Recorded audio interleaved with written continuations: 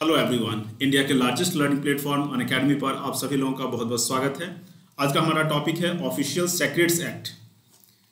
पिछले दिनों ये न्यूज़ में आया था और मैंने सोचा कि इस पर क्यों ना एक विस्तार पूर्वक क्लास लिया जाए, क्योंकि ये टॉपिक यूपीएससी के लिए तो बहुत ज़रूरी है। आप भी सिविल सर्वेंट बनेंगे और आपको भी मतलब इस तरह का जो कानून है वो सिर्फ एग्ज़ाम के लिए नहीं, एग्ज़ाम के बाद भी आपके सर्विस दौरान भी ये काम आएगा। ये न्यूज़ एक्चुअली था पंजाब के मुख्यमंत्री जो नवनियुक्त अभी मुख्यमंत्री हैं, उन्होंने एक मीटिंग बुलाई थी अपने आवास में और वहाँ डीजीपी और अन्य मंत्रीगण थे। उस बैठक में मुख्यमंत्री के जो पुत्र हैं वो भी बैठे हुए हैं। इनका ऑफिस में कोई काम नहीं था, फिर भी ये बैठे हुए हैं। इसका काफ़ी ज़्यादा विवाद हुआ इस बात को लेकर के, और ये कहा गया खास करके कि ऑफिशियल सेक्रेट्स एक्ट का उल्लंघन है। अब ये ऑफिशियल सेक्रेट्स एक्ट क्या है ये जानना हमें ज़रूरी है। इस बार अनअकैडमी से 169 से ज़्यादा लर्नर्स सेलेक्ट हुए हैं। हर एक बार की तरह इस बार भी रिजल्ट बहुत अच्छा रहा है अनअकैडमी की तरफ से। टॉप 20 में 7 रैंकर्स और टॉप 50 में 15 अनअकैडमी प्लेटफॉर्म से चुने गए। ये मेरे बारे में कुछ जानकारी। अनअकैडमी पे प्लस एजुकेटर हूँ और अनअकैडमी पे आप मेरा क्लास ले सकते हैं यूट्यूब पे, जो अभी आप ले रहे हैं। इसके अलावा स्पेशल क्लास फ्री होता है वो भी, तो शाम को वो क्लास नॉर्मली मेरा चला करता है 5 बजे। इसके अलावा प्लस पर भी मेरे क्लासेस आपको मिल जाएंगे अगर आप प्लस पर सब्सक्रिप्शन लेते हैं तो। भानुप्रियारे_अनअकैडमी जो भी मेरा क्लास है उसकी जानकारी आपको यहाँ मिलती है। इसके अलावा यूट्यूब के जो क्लास हैं उसका PDF आपको यहाँ मिल जाता है, और जो स्पेशल क्लास है, फ्री स्पेशल क्लास या फिर प्लस का क्लास, उसका मटेरियल वहीं मिल जाता है। वहाँ एक ऑप्शन होता है। मेरा रेफरल कोड है BHP10। इस कोड का इस्तेमाल करके अनअकैडमी पे उपलब्ध कोई भी सब्सक्रिप्शन जब आप लेते हैं तो आपको 10% का डिस्काउंट मिल जाता है। साथ ही साथ कई सारे टेस्ट सीरीज हैं, उसमें भी आपकी एंट्री हो पाती है इस कोड का इस्तेमाल करने के बाद। ऑफिशियल सेक्रेट्स एक्ट, जिसको शॉर्ट में हम OSA कर सकते हैं, ये है क्या? अभी का जो कानून है ये 1923 का है, लेकिन ऐसा नहीं है। ये कानून जो 1923 का है, इसके पहले भी इसका बैकग्राउंड था। और 1923 का इसका मतलब ये है कि ये हम जब गुलाम थे, अंग्रेजों के अधीन थे, तब का ये कानून है।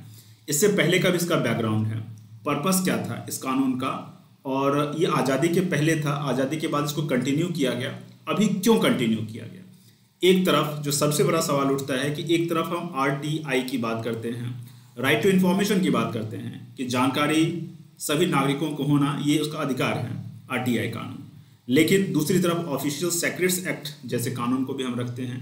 तो क्या है ऑफिशियल सेक्रेट्स एक्ट, और क्या ये RTI से कंट्राडिक्शन पैदा करता है? समझते हैं इस पूरे मुद्दे को। या फिर क्या शासन प्रशासन चलाने के लिए ऑफिशियल सेक्रेट्स एक्ट जैसी चीज़ें होनी ज़रूरी हैं? नागरिक अधिकार अपने जगह पर है, लेकिन शासन चलाने के लिए, प्रशासन चलाने के लिए जो कुछ कानूनों का ढांचा होना चाहिए जो कि उसको स्थिरता प्रदान करते हैं, वो भी ज़रूरी है। तो दोनों के रिलेशन को भी हम देखेंगे, लेकिन सबसे पहले हम इसके कुछ बेसिक पॉइंट को देखते हैं। तो देखिए, ऑफिशियल सेक्रेट्स एक्ट का जो रूट है वो ऑब्वियसली ब्रिटिश कॉलोनियल एरा में ही है। और अभी का जो कानून है यानी 1923 का, इसके पहले जो कानून बना था वो 1904 का कानून था। इसको लॉर्ड कर्जन के टाइम में इम्प्लीमेंट किया गया, उसको इनैक्ट किया गया।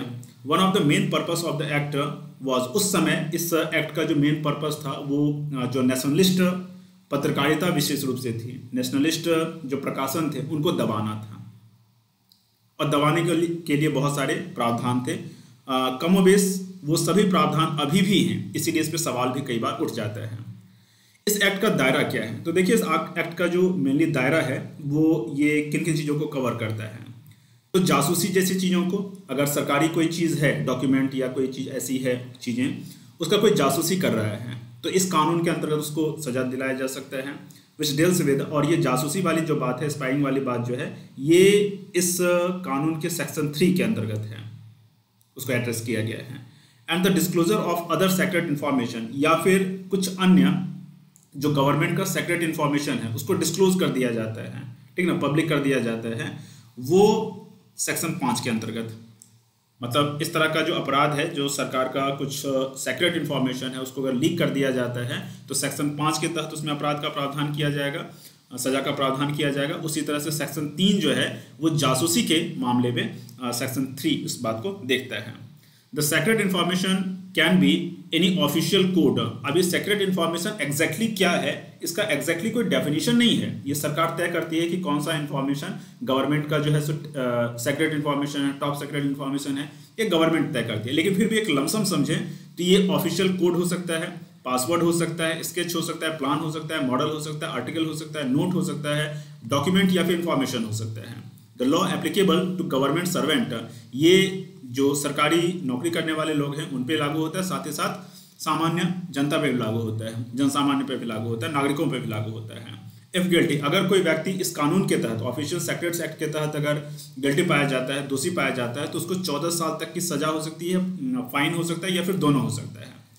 Since the classification of secret information is broad, so broad, it is argued that the colonial law is in conflict, direct conflict with right to information। जैसा कि मैंने ऊपर बता दिया था कि इसका दायरा इतना बड़ा है, सेक्रेट इन्फॉर्मेशन का जो दायरा है वो इतना बड़ा है कि राइट टू इन्फॉर्मेशन जो है, जो एक महत्वपूर्ण नागरिक अधिकार है, उसका तो दमन हो जाएगा या फिर उससे बड़ा कन्फ्लिक्ट हो सकता है, क्योंकि एक तरफ सूचना का अधिकार और दूसरी तरफ छुपाने का एक तरह से प्रावधान, ये दोनों बातें एक दूसरे से कन्फ्लिक्ट पैदा करती हैं, विरोधाभास पैदा करती हैं। Under section 5, both the persons communicating the information and the person receiving the information can be punished by the prosecuting agencies। मतलब वैसा व्यक्ति जो इन्फॉर्मेशन दे रहा है और वैसा व्यक्ति जो इन्फॉर्मेशन ले रहा है, मतलब देने वाला और लेने वाला दोनों व्यक्ति सेक्शन 5 के तहत अपराधी है। ऑफिशियल सेक्रेट्स एक्ट के सेक्शन 5 के तहत वो क्या है, अपराधी है। The act does not say that what secret document is, secret document क्या है ये कानून बताता नहीं है। ऑफिशियल सेक्रेट्स एक्ट सेक्रेट को डिफाइन नहीं करता है। It is government's discretion to decide that what falls under the ambit of secret document।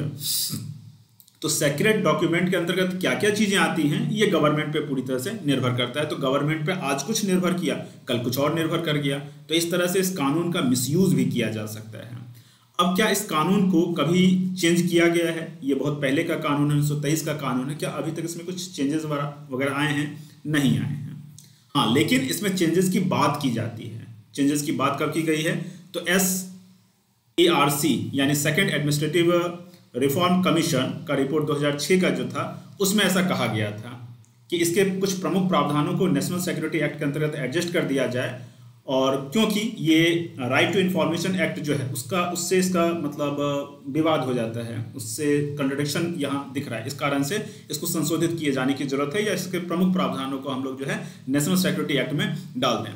पहला पॉइंट, द OSA मतलब official secret act does not define secret और official secrets. Public servant could deny any information terming it as secret when asked under the RTI Act। अब RTI act के अंतर्गत हमने कोई जवाब मांगा सरकार से, कोई इन्फॉर्मेशन मांगा। अब चूंकि सेक्रेट या ऑफिशियल सेक्रेट को तो क्लियर नहीं किया गया है, उसको ढंग से डिफाइन नहीं किया गया है, तो ये सरकार पे निर्भर करता है या अधिकारियों पे निर्भर करता है कि किसी भी चीज़ को वो सेक्रेट बता करके वो इन्फॉर्मेशन देने से मना कर दे। तो इस तरह से RTI का जो कानून है इसमें कहीं ना कहीं व्यवधान पड़ जाएगा, इसके विरोधाभास में है, तो ये भी इसका एक नेगेटिव पक्ष है। नेक्स्ट पॉइंट, SARC यानी second ARC report stated that the OSA यानी official secret act background is the colonial climate of mistrust of people and primacy of public officials in dealing with the citizens। It creates a culture of secrecy। चूँकि इसका जो root है, official secret act का जो root है वो क्या है? कॉलोनियल क्लाइमेट का है। इसके कारण से ये कल्चर ऑफ सेक्रेसी मतलब छुपाने की संस्कृति को बढ़ावा देता है, जबकि लोकतंत्र किसको बढ़ावा देगा?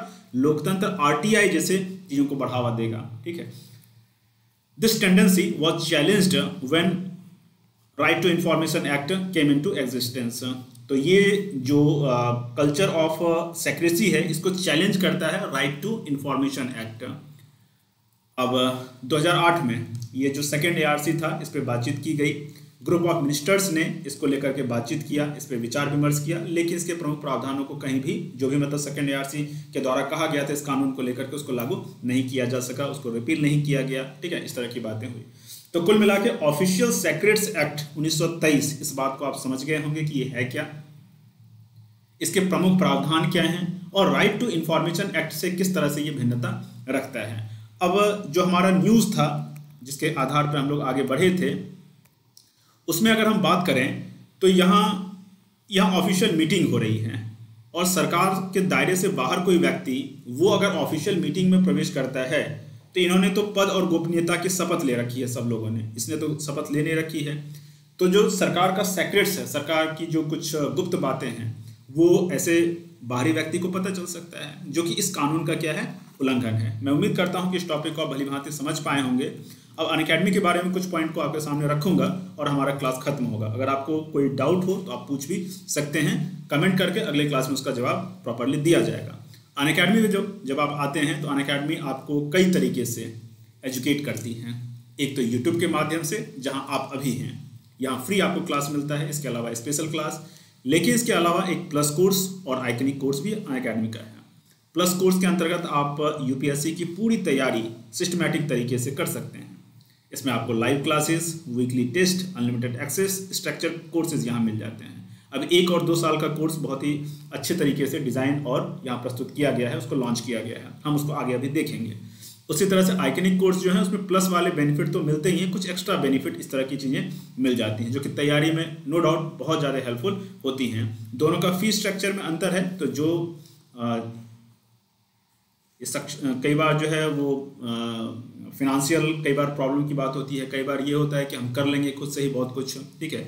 तो जो लोग चाहते हैं कि अनअकैडमी के साथ बहुत अच्छे तरह से इंटीग्रेट होकर करें तो आइकनिक उनके लिए अच्छा है, जो नए स्टूडेंट हैं उनके लिए बहुत अच्छा है।